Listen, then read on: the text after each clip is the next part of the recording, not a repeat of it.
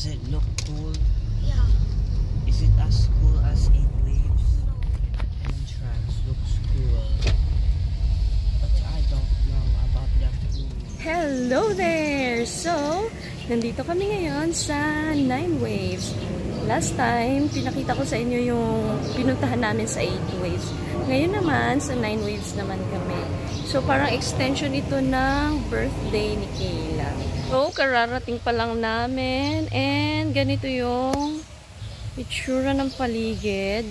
Dun sa kabilang side ay meron pa. So, it looks like that. And dito sa baba, yan, ganyan.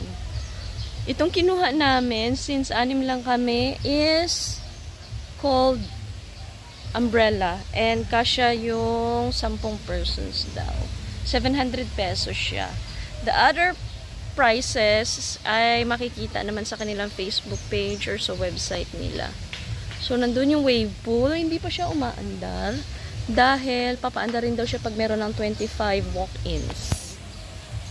Titingnan natin ang paligid dahil first time ko lang dito. Tingnan natin kung ano yung mga ganap. Actually, pag tinignan mo yung website niya, parang pareho siya yung concept sa 8 Waves. Yun. Pero parang mas maraming cottage dito na smaller. Or mas marami talagang cottage. Kaya tara, ikot muna tayo.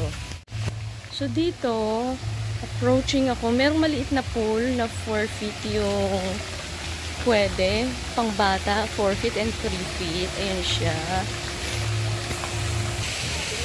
So, ito yung yung may waves. Mamaya, pag marami-rami ng tao, so, paandarin na nila yan.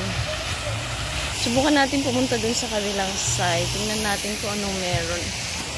Ayan. So, ito yung pinaka-front niya. Yung pinaka-main attraction, yung may magwi-waves mamaya. Ito pala sa side na to, yung tinuturo ko kanina is puro kiosk. Kiosk is 1,000 plus something, 1,500 I think. Pero parang hindi maganda dito. Parang maingat mamaya. Okay dun sa kabilang side kasi mapuno doon. Tapos dito, river view. Yun pala yung accommodation. Itong side na to, ito yung accommodation na itong tinignan namin, nakalagay river view. Yung pinaka-expensive na accommodation. Pero basically, yan yung itsura ng river. Yan. Yung makikita mo. Yung CR niya. So far, okay naman. CR and banyo. Okay. May lagayan ng mga damit. Puro banyo siya. Isa lang yung may nakita ko, may bowl. Ito, yung nasa unahan. Ayan.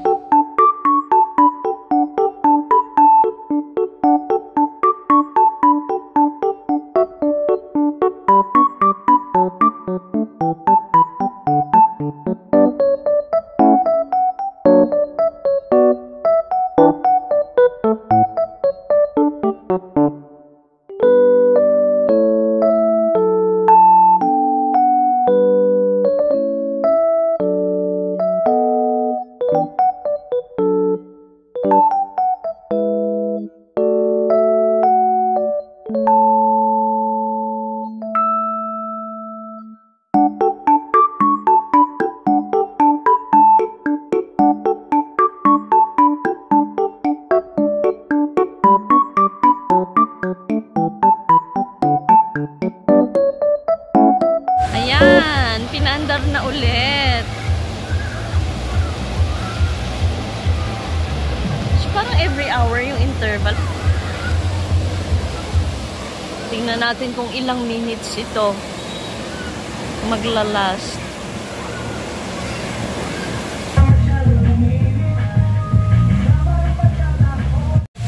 KK Johnny is alone. Would you like to join him? Mag-isa lang siya, oh. There are no other, Ay, malamig. Nag-iisa lang siya doon.